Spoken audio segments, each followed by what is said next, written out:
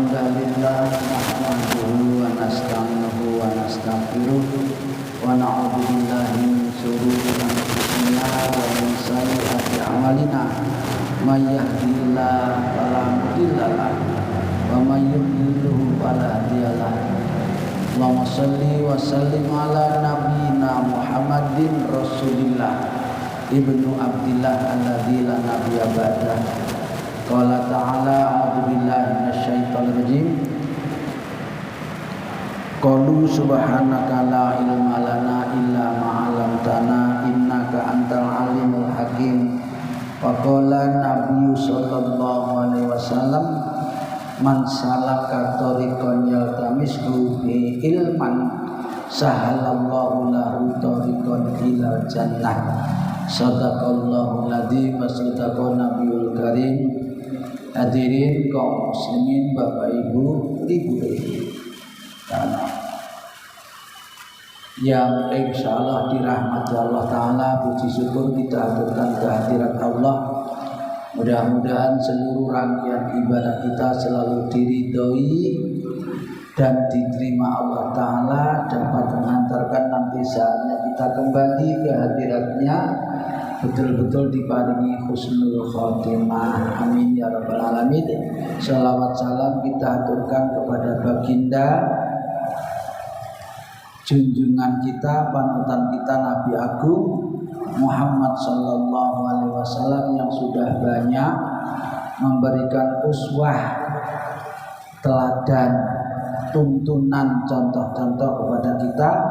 Mudah-mudahan kita betul-betul diakui sebagai umatnya dan kelak pada saatnya dapat bertemu dengan beliau seraya mendapatkan pertolongan atau syafaatnya. Amin ya rabbal alamin.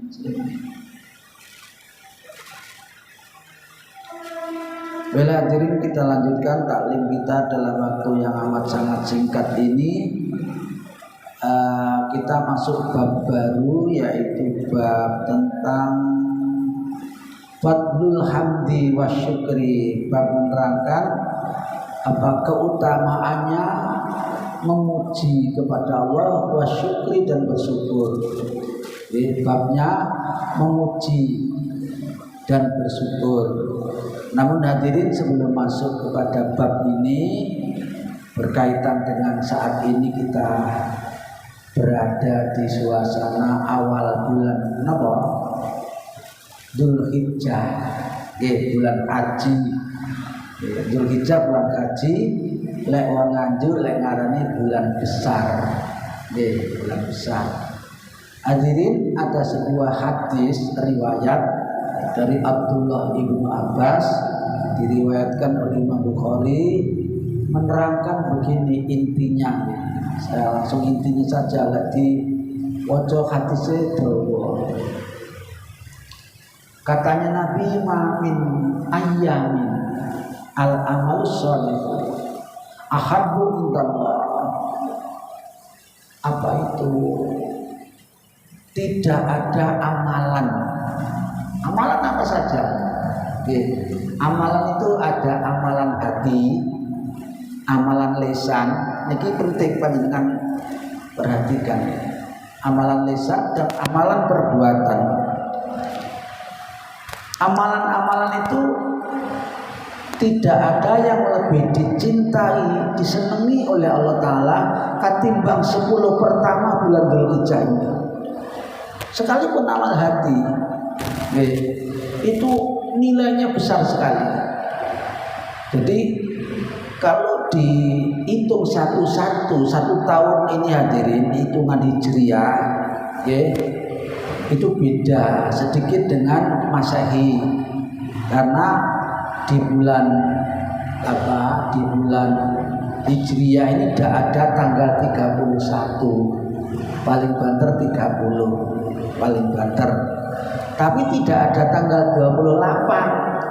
Lek di bulan Masehi kan ada satu bulan yang hanya 28. Bulan apa? Februari. Ya. Nah, maka kalau di tahun Hijriah Itu hitungannya kalau dijumlah cuma sekitar 354 hari 1 tahun. Jadi kula niki umur kula pun 97, nggih, itu jauh lebih banyak daripada umurnya Rasulullah. Rasulullah cuma berapa? 63. Itu dihitung Hijriah. Lah saya dihitung Masehi.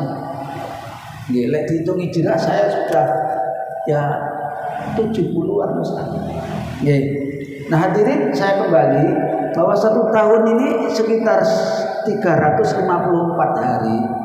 Itu tidak ada amalan yang lebih dicintai oleh Allah melebihi 10 hari bulan Dzulhijjah. Jadi hanya 10 hari itu terdapat 1 tahun sekali di awal Dzulhijjah saja.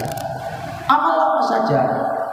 Sampai sahabat itu ketika diterangkan Rasulullah itu mulai nenglengno, apa nenglengno?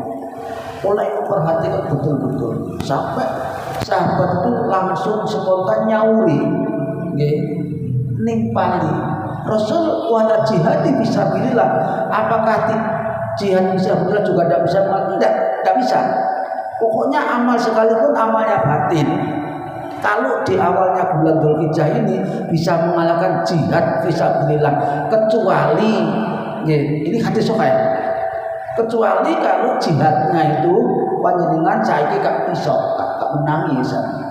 Jihadnya itu panjenengan melok perang, segala harta panjenengan bawa, kuda dibawa, peralatan perang, pedang, tombak segala macam dibawa, kemudian uangnya juga dibawa untuk bekal.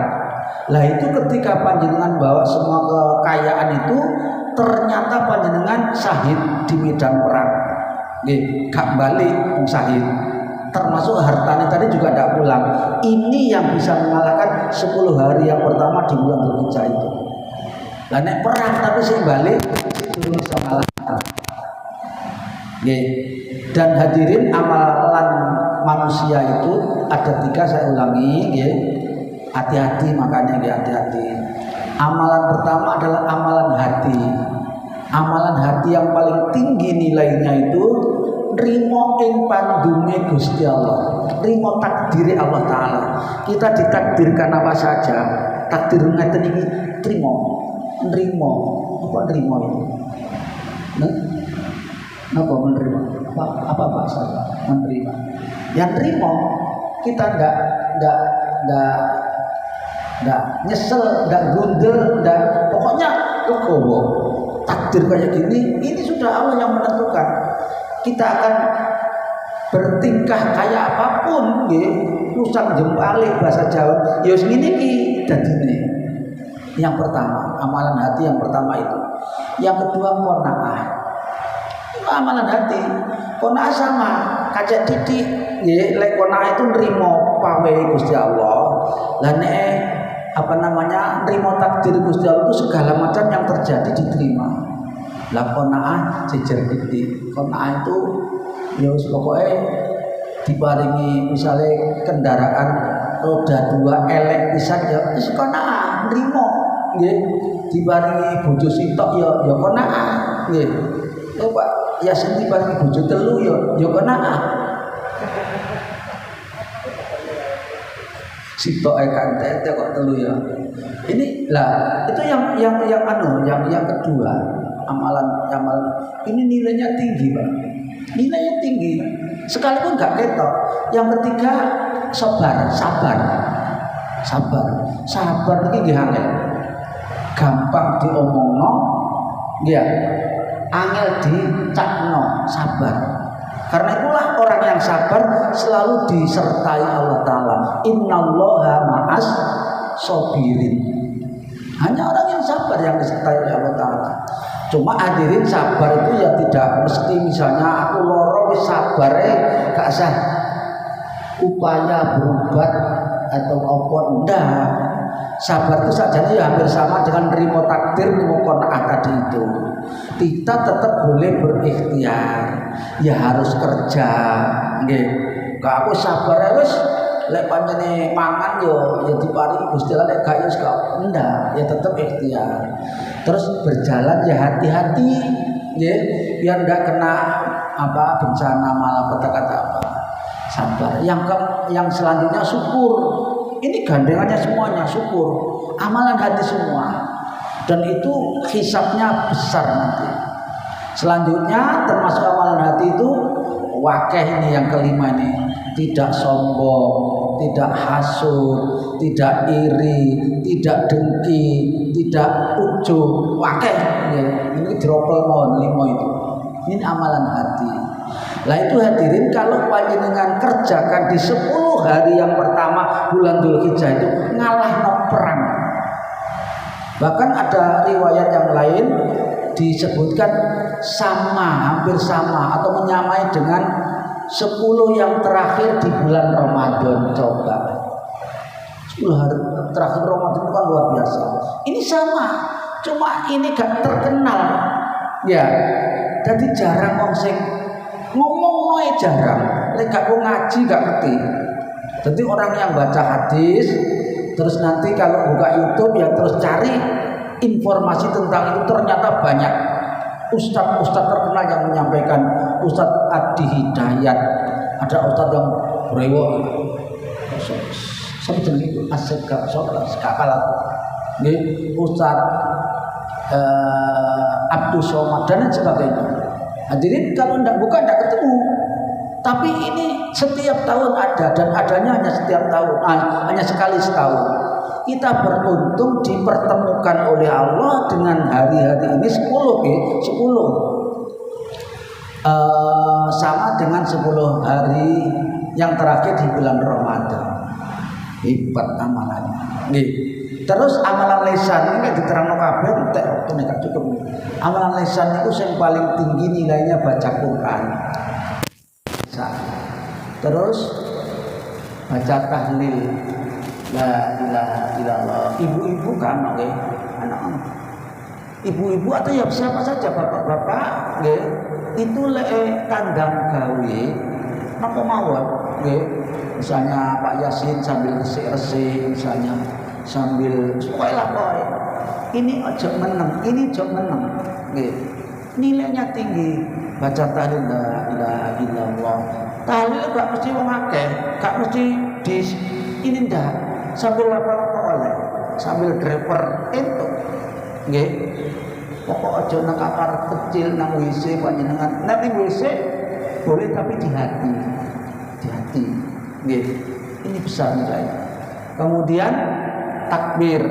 Takbir nanti yang puncaknya adalah kalau Idul Adha ini di tanggal 9 subuh sakjane, tapi biasanya awak dhewe niku lek takbir di Idul Fitri maupun Idul Adha itu mulainya habis maghrib ya. Riwayatnya hadisnya habis subuh, tapi gak tahu ono. Ya karena ngajinya jarang diterangno itu. Habis subuh sing bener. Sampai nek menurut Imam Syafi'i hari tasyrik yang terakhir tanggal 13 asarnya hari tasyrik. Dulu di sini saya masih di sini, imamnya almarhum Pak Joko siapa? Mulyono. Itu takbir sampai hari tasyrik asar. Sisuk tanggal 14 wis Jadi 10 hari itu termasuk diantaranya yang ditekankan adalah puasa. Puasa ini amaliyah lahir, lisan, badan dan amaliyah batin puasa. Puasa ini la iso ya setiap hari mulai tanggal 1 sampai tanggal 9. 10 wis gak oleh. Kalih poso. Yaumul akli was syarab.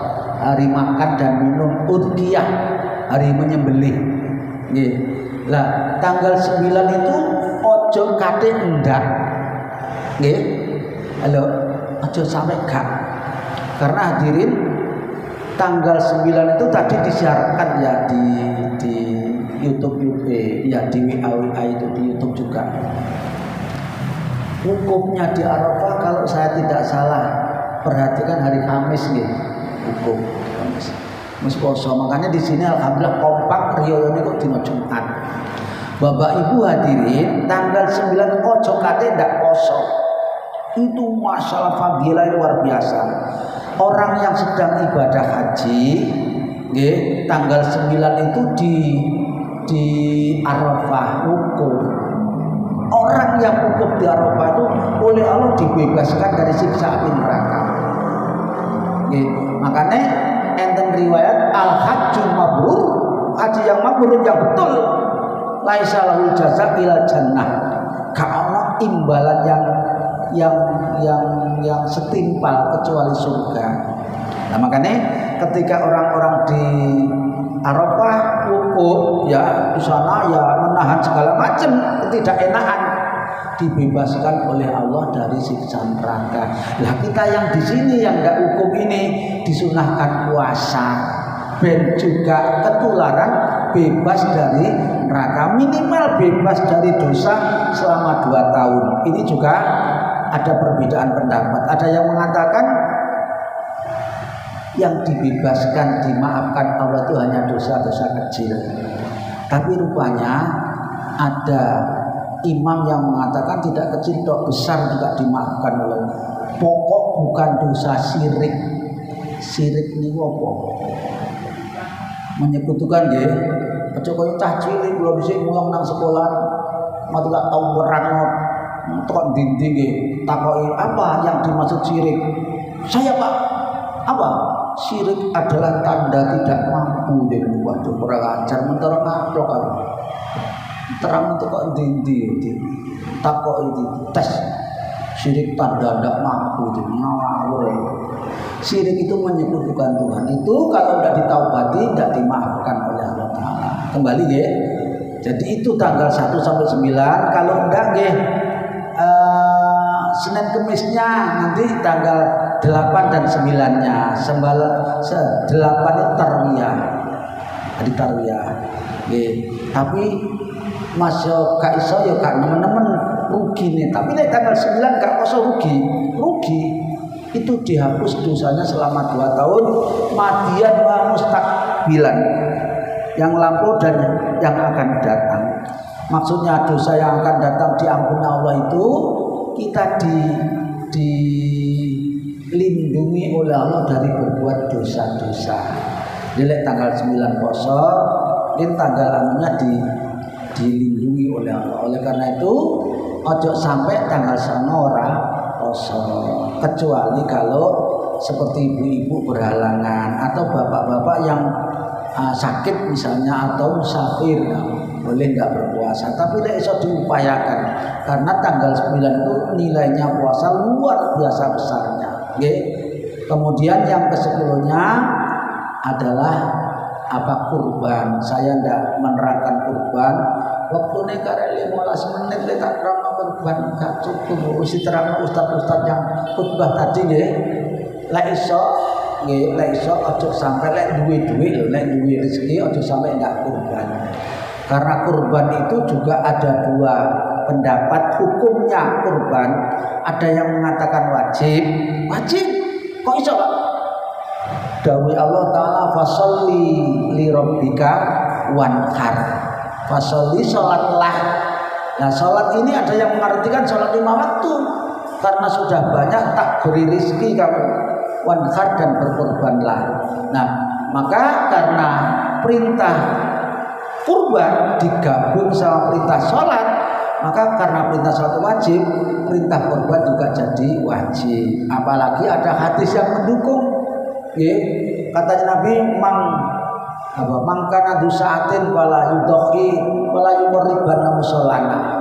Sing sapa mampu duwe kelebihan rezeki ra gelem kurban, jangan mendekat-dekat golongan kami, kata Nabi. Nah maka yang pertama pendapat tentang kurban ini ada yang mengatakan wajib hukumnya. Yang kedua sunnah tapi muakkad. Hadirin yang dirahmati Allah Taala, yang punya rezeki monggo upayakan untuk bisa melaksanakan. Karena apa? Rezeki itu sak kiroake mati ora digowo, tinggal gletak ya lek anake genah kabeh nanti jadi waris yang bagus. Kalau ndak itu masalahnya. Ngaten? Ada yang perlu dibahas sebelum dilanjutkan? Nggih, monggo silakan. Waalaikumsalam warahmatullahi wabarakatuh. Waktu jatuhnya Haji Akbar, betul Pak? Oh ya, kali gak ngomong. Nggih, nggih. Sip, betul. Jadi tanggal 10 itu kalau ketepatan ini dawa malian kok terane akeh ya. Gara apa wong ya? Kadung kok. Itu hajinya akbar namanya. Haji akbar itu nilainya sama dengan haji bersama Rasulullah. Masya Allah, merinding mulai ngomong itu. Durung ngerti, durung pernah lihat Rasulullah, tapi lek ngomong tentang Rasulullah itu kalau gampang, ya, merinding rasanya. Jadi itu ya, ini tidak terjadi setiap tahun, ya, tanggal 10 atau haji, ya, itu tepat hari Jumat tidak setiap tahun.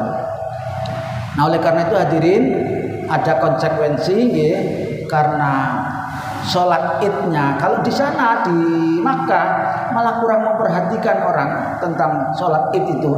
Yang banyak diperhatikan adalah rukun dan langkah-langkah pelaksanaan ibadah hajinya, sehingga banyak yang tidak ngereken sholat Idul Adha. Nah hadirin yang perlu dicatat, karena kita di luar sana, di luar Mekah, sholat Jumatnya tidak wajib. Sholatnya kita kalau pagi sudah ikut sholat Idul Adha, Jumatannya tidak wajib, tapi sing apik laksanakan. Kalau masjid gak boleh gak mengadakan, tetap harus mengadakan, karena jamaah kita banyak. BI ada yang mau sholat Jumat, disiapkan untuk dilaksanakan. Ketepatan nanti saya Jumat itu di sana di Gunung Sari Pokoyo, insyaallah di sana. Nah, hadirin yang dirahmati Allah Taala, sedikit tadi ada saya tertinggal. Puasa di hari tanggal 9 itu disebut dengan puasa Arafah. Nggih. Kalau pas memang jamaah haji sedang berada di Arafah. Kalau pas berselisih kayak yang pernah terjadi itu, katanya Majelis Tarjih Muhammadiyah menerangkan niat saja puasa di tanggal 9 bulan Dzulhijjah beres, wis gak kate persoalan banyak-banyak. Ngaten nggih? Sampun nggih. Yang jelas mari mumpung kita punya kesempatan ini 10 hari pertama bulan Dzulhijjah ini perbanyak amalan apa saja. Karena tahun depan belum tentu kita ketemu lagi. Baik amalan batin, amalan lisan atau amalan perbuatan. Oke, termasuk yang sedang wukuf itu juga amalan perbuatan. Di sini juga banyak panjenengan akan sholat wudhu itu amalan perbuatan. Demikian pula amalan-amalan yang lain. Karena apa? Sekali lagi nilainya luar biasa dibanding dengan hari-hari yang lainnya. Wallahu a'lam bishawab. Ngeten nggih, pun nggih, ngeten malih. Sudah.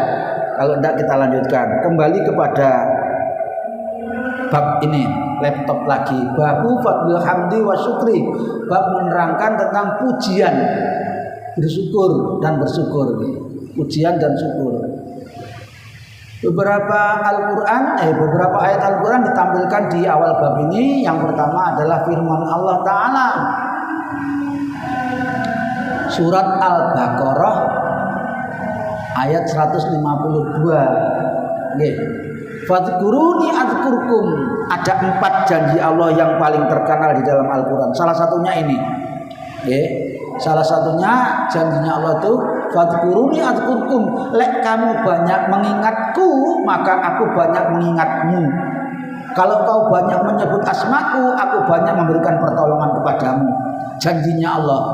Kemudian washkuruli wala takfurun, dan banyak bersyukurlah kamu kepadaku, kepadaku wala takfurun, dan jangan sekali-kali kufur. Wa ta'addana rabbukum la in syakartum la azidannakum wa la in kafartum la in kafartum inna adzabi lasyadid. Jangan sekali-kali mengufuri nikmatnya Allah. Mengufuri di sini maksudnya adalah tidak mengakui itu pemberian Allah. Kemudian dia tidak mau bersyukur kepada Allah ini namanya kufur nikmat namanya. Yang kedua, ana nek padha iki. Ibrahim 7. Oh iya, Ibrahim 7. Wa ta'adzana rabbukum la in syakartum la azidanakum wa la in kafartum inna adzabi lasyadid. Pun tak terang nggih. Jadi ketika Allah mengiklatkan tentang keizinan Allah kepada nabi-nabi termasuk Nabi Ibrahim, manakala kamu sekalian pandai bersyukur pasti aku tambah nikmat itu. Walain kafartum, tapi kalau kamu mengkufurinya, inna adzabi lasyadid, ketahuilah siksaku amat sangat pedih. Yang ketiga, Al-Isra 111. Wa qulil hamdulillah, perbanyaklah bersyukur atau memuji kepada Allah Ta'ala. Yang terakhir surat Yunus ayat 10. Wa akhiru dakwahum anil hamdulillahi rabbil alamin. Dan akhir doanya para anbiya itu adalah dengan memuji Allah, bahwasanya Allah itu adalah Tuhan seluruh sekalian alam. Wallahu a'lam bishawab. Yang keempat hadis ini ya. Yang pertama sebuah riwayat dari Abu Hurairah radhiyallahu anhu SAW, utiya lailatul usriyah. Nabi ketika diisrakan di satu tempat, beliau diberi biqadahaini, 2 wadah. Dulu saya masih sekolah itu dijelaskan sama guru saya 2 gelas dengan isi. Yang pertama isinya khamr, arak, khamr arak. Yang kedua isinya laban itu susu, poan susu. Fanadhara, kemudian Nabi memperhatikan dua wadah ini tadi, ilaihima itu dua wadah ini. Fa akhadal laban, kemudian rupanya Nabi mengambil yang susu, bukan mengambil khamr. Faqala Jibril yang saat itu menyertai. Loh, Jibril gak dikasih. Oh, Jibril gak minum kok dikasih. Masa Jibril minum susu? Makalah Jibril alaihissalam, alhamdulillah, terima kasih bersyukurnya Jibril kepada Allah. Alladzi hadaka, Allah yang memberikan hidayah kepadamu lil fitrah. Artinya dengan mengambilnya Rasulullah kepada Laban itu berarti mengambil hal yang fitrah, yang sunnah. Lau akhatta, kata malaikat Jibril, kalau kamu mengambil khamr ghawat ummataka, niscaya umatmu akan menjadi umat yang lago semuanya. Lago itu ya menentang tuntunan Allah Ta'ala. Lago itu lacut itu ya maksiat, durhaka. Nah, rupanya hadirin, Rasul sudah memilih Laban susu saja, sekarang masih tidak sedikit umatnya yang berbuat lago. Oleh karena hati-hati, lago itu berbuat yang sia-sia, gak ono gunane. Mulai sewengi-wengi semalam suntuk bukan untuk kebaikan, bukan untuk zikir, bukan untuk baca Quran, bukan untuk i'tikaf, bukan untuk nasihat, tapi untuk boga genah, begadang tok, sekak,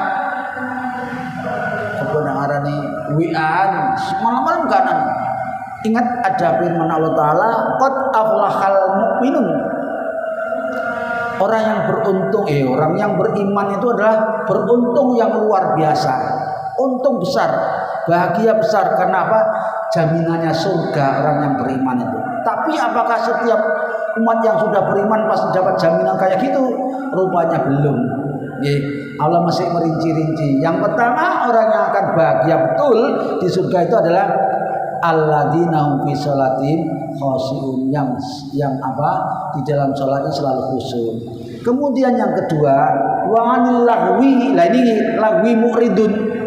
Orang yang bahagia nanti itu adalah orang yang berpaling atau meninggalkan atau menghindarkan yang lago-lago yang sia-sia. Oleh karena itu hadirin, lek kepengin bahagia, tinggalkanlah yang sia-sia, yang lago-lago itu. Baik. Yang kedua,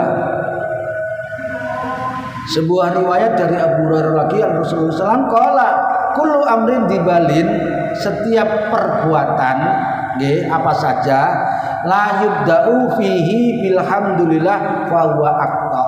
Amalan apa saja yang tidak diawali dengan basmalah dan diakhiri dengan hamdalah, akto itu terputus dari rahmat Allah Ta'ala.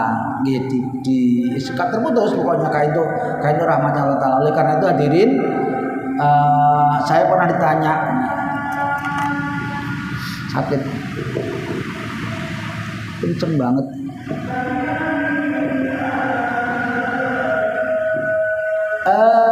apa hukumnya rokok? Jawabannya kan macam-macam deh.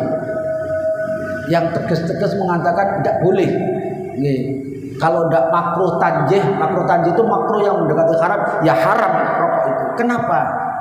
Karena kalau kita akan melakukan apa saja diberitakan baca bismillah, tapi tidak dengan merokok. Merokok masa harus baca bismillah, kan gak ada perintah. Ini menunjukkan kalau rokok itu perbuatan lago, perbuatan yang lalai. Dan yang kedua, di surga tidak ada rokok kalau tidak yang meminta rokok. Ono rokoknya tapi apinya di neraka.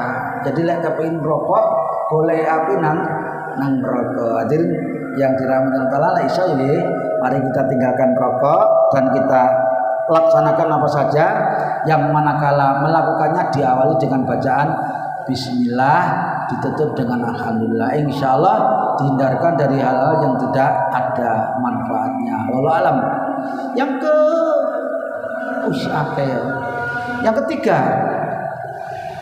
sebuah riwayat dari Abi Musa al-Asy'ari anna Rasulullah SAW Rasul bersabda, "Idza mata waladul abdi." Nah, ini ada malaikat yang didamu, yang ditanya oleh Allah Ta'ala. Lek ono manusia itu kan dia anaknya hamba Allah kan nggih. Jadi hamba Allah itu manusia, lah anake yo anaknya hamba Allah. Idza matal abdu, ketika seorang sakit ya dengarannya. Ketika seorang anak manusia meninggal, kalau Allah Ta'ala bertanya lil malaikat kepada malaikat yang ngurusi manusia. Katanya Allah tanya, qabatum walada abdi, apakah sudah kamu cabut nyawanya anaknya hambaku? Nggih. Wa yaquluna, malaikat pada menjawab, na'am nggih Gusti, sudah saya cabut nyawanya anak hamba panjenengan. Wa yaqulu Allah kemudian bertanya, qabatum samrata fuadi, tanya malih, buah hatinya hambaku apakah betul sudah kamu cabut? Fa yaquluna, seluruh malaikat menjawab nggih, na'am. Fa yaqulu, Allah tanya, madza qala abdi, bapake ngomong apa? Nggih. Ketika anak ibu cabut nyawanya, bapak ngomong. Fa yaquluna, para malaikat menjawab, hamidaka wastarja'a. Fa yaqulu Ta'ala, ketika saya cabut nyawa anaknya hamba panjenengan, orang tuanya beristirja. Istirja itu mengucapkan inna lillahi wa inna ilaihi rajiun. Bayaqulullah, kemudian Allah bertanya lagi, ibnau li abdi baitan fil jannah. Lek wonten wong sing ngoten niku dicabut nyawa anaknya, dimatikan, dia tidak gremeng, tidak tersulut, tidak sakit hati, tidak suudzon Allah Ta'ala, tetapi dia malah istirja, memuji kepada Allah, maka bangunkan dia rumah di surga. Wasamuhu, dan beri nama rumahnya di surga itu Baitul Hamdi, namanya Baitul Hamdi, rumahnya orang yang ketika keluarganya dicabut, dimatikan, dia tidak mengeluh, tidak bersulut, tidak suudzon, tapi dia baca istirja dan berhamdalah, maka dia dibangunkan rumah di surga. Mereknya rumah itu Baitul Hamdi. Yang ketiga, sekarang yang keempat. Wa an Anas radhiyallahu anhu qala Rasulullah inna Allah la yarda 'anil 'abdi ya'kulu aklata wa yahmudu 'alaiha wa yashrabu syarabata wa yahmudu. Kata Allah itu sangat ridho, sangat suka kepada hamba manusia termasuk kita nggih, ketika dia makan dan minum dia awali dengan basmalah dan ditutup dengan alhamdulillah. Allah sangat suka Allah tidak suka, bahkan murka karena dia beramal seperti setan, yaitu orang yang mau makan tidak basmalah, selesai makan tidak mengucap hamdalah. Itu adalah manusia yang berteman dengan syaitan, melaksanakan amalan-amalan syaitan. Wallahu a'lamu bishawab. Kita baca waktunya. Waduh, hadirin, kita sholawat kelas habis. Sholat itu bahasa aslinya, artinya sholawat. Jadi bab ini menerangkan sholawat. Insya Allah nanti kita bahas lebih jauh, lebih panjang di kesempatan yang akan datang. Sekarang kita cuplik saja. Nah, babnya bab ke-243, bab sholatu ala Rasulillah, bab menerangkan sholawat kepada Rasul. Di antaranya ada firman Allah di dalam surat Al-Ahzab. Allah Ta'ala berfirman, innallaha wa malaikatahu yusholluna 'alan nabi. Ini Al-Quran sering dibaca oleh Jumat, khotibnya baca ini. Ini akan menutup khutbahnya. Innallaha wa malaikatahu yusholluna 'alan nabi ya ayyuhalladzina amanu shollu 'alaihi wasallimu taslima. Hadirin, Allah saja bersolawat kepada Nabi, demikian pula para malaikatnya. Allah perintah kepada kita, perintah sholat, Allah tidak melakukan sholat itu. Allah perintah zakat, Allah tidak melakukan zakat itu. Allah perintah puasa, Allah tidak melakukan puasa itu. Demikian pula para malaikat. Tetapi ketika Allah perintah kepada kita untuk bersolawat, Allah sendiri juga bersolawat. Nanti kita ketemu sabdanya Nabi, barang siapa yang sholawat satu kali saja kepada Nabi, nanti Allah akan membalas sholawat kita yang satu kali itu dibalas sebanyak 10 kali oleh Allah Subhanahu wa Ta'ala. Karena itu hadirin, mumpung kita masih berada di tanggal awal Dzulhijjah ini, perbanyak sholawat. Nanti sholawatnya akan disampaikan kepada Rasulullah SAW, terutama di hari-hari Jumat, karena sholawat itu pasti disampaikan kepada Rasulullah SAW. Insya Allah kita lanjutkan besok, karena waktunya sudah hampir habis. Mudah-mudahan dibarengi hidayah Allah Subhanahu wa Ta'ala. Allahumma amin. Kita akhiri subhanakallahumma wa bihamdika asyhadu an la ilaha illa anta astaghfiruka wa atubu ilaik. Wassalamualaikum warahmatullahi wabarakatuh. Sakit gitu, dengaran sakit, punceng, mentol lagi. Iya, Be.